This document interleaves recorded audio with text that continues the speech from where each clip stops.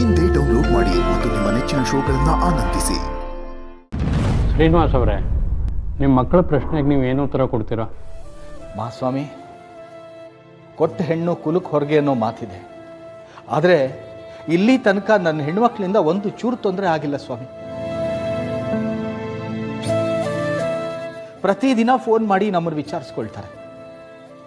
ಅವ್ರು ದೂರ ಇದ್ದರೂ ನಮಗೆ ಅವ್ರು ಹತ್ರ ಇದ್ದಾರೇನೋ ಅಂತ ಅನಿಸುತ್ತೆ. ಆದರೆ ಇವ್ರ ಹತ್ರ ಇದ್ದರೂ ದೂರ ಇರೋ ಭಾವನೆನ ಸೃಷ್ಟಿ ಮಾಡ್ತಾ ಇದ್ದಾರೆ. ನನ್ನ ಹೆಣ್ಮಕ್ಳು ಸ್ವಾಮಿ, ಒಂದು ದಿನ ನನಗೆ ಇಂಥ ಬಟ್ಟೆ ಬೇಕು, ಇಂಥ ಒಡವೆ ಬೇಕು ಅಂತ ಕೇಳಿದಂಥವ್ರಲ್ಲ. ನಾವು ಏನು ಕೊಡಿಸಿದ್ದೀವಿ ಅದರಲ್ಲೇ ಖುಷಿ ಪಟ್ಟಂಥವ್ರು. ಅಂಥವ್ರ ಮೇಲೆ ನಾನು ಏನಂತ ಕೇಸ್ ಹಾಕಲಿ ಸ್ವಾಮಿ? ಆದರೆ ಇವನು ನಾವು ಕುಡಿಯೋ ಕಾಫಿ, ತಿಂಡಿ, ಮಾಡೋ ಊಟದ ಲೆಕ್ಕ ಇಟ್ಕೊಂಡಿದ್ದ.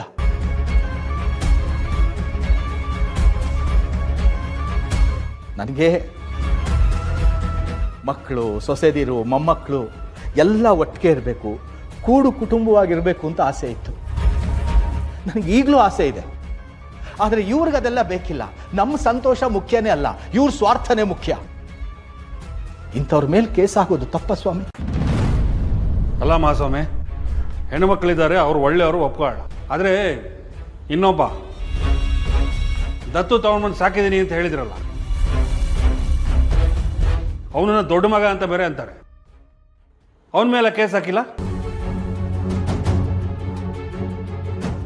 ಮಹಾಸ್ವಾಮಿ, ನಾನು ನಿಮ್ಗೆ ಅವಾಗಲೇ ತಿಳಿಸಿದ ಹಾಗೆ ಮದುವೆ ಆಗಿ 4 ವರ್ಷ ಆದರೂ ನಮಗೆ ಮಕ್ಕಳಾಗಲಿಲ್ಲ.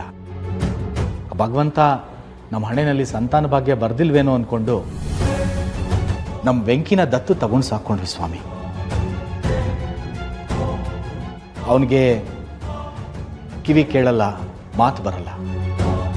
ಆದರೂ ಮಾತು ಬರೋರಿಗಿಂತ 10 ಪಟ್ಟು ಚೆನ್ನಾಗಿ ನಮ್ಮ ಭಾವನೆನ ಅರ್ಥ ಮಾಡ್ಕೊಳ್ತಾನೆ. ನಮ್ಮ ಕಷ್ಟ ಸುಖಕ್ಕೆ ಆಗ್ತಾ ಇರೋದೇ ಅವನು ಸ್ವಾಮಿ. ಪ್ರಾಮಾಣಿಕತೆಗೆ ಇನ್ನೊಂದು ಹೆಸರೇ ನನ್ನ ಮಗ ವೆಂಕಿ ಸ್ವಾಮಿ. ಅವನು ಕೇವಲ ನನ್ನ ಮಗ ಅಷ್ಟೇ ಅಲ್ಲ, ನಮಗೆ ದೇವರು ಕೊಟ್ಟ ಮಗ ಸ್ವಾಮಿ.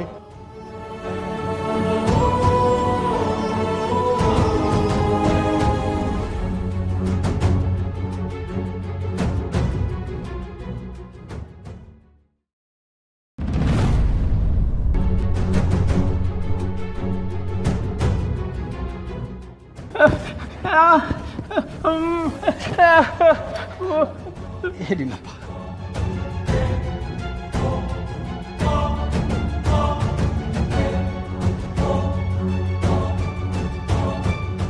ನೋಡಪ್ಪ, ಕೋರ್ಟಲ್ಲಿ ಇದಕ್ಕೆಲ್ಲ ಅವಕಾಶ ಇಲ್ಲ. ನೀನು ಹೋಗಿ ಅಲ್ಲಿ ಕೂತ್ಕೋ.